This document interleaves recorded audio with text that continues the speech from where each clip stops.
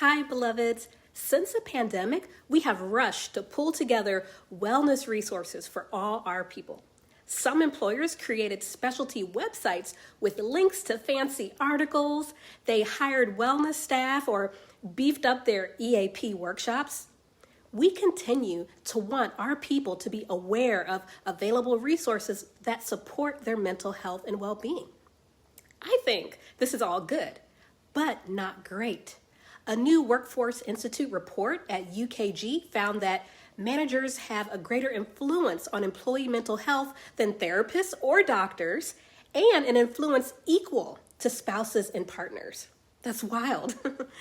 For the type of deep, meaningful, and lasting impact we want for our people, we need to reframe the employee mental wellness conversation.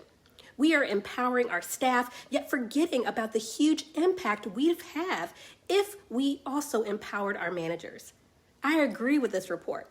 I believe managers are on the front lines of co-creating a culture of care. Our folks are more productive and engaged when they are healthy and feel safe at work. Training managers how to stay connected with their team in a hybrid or fully remote environment, building trust and offering practical, workplace-appropriate mental health conversation training is a great investment for values-based organizations that aim to make the world a better place. Training such as mental health first aid from the National Council for Mental Well-Being, or other, mental health at work type training for managers on how to support their staff are great places to start.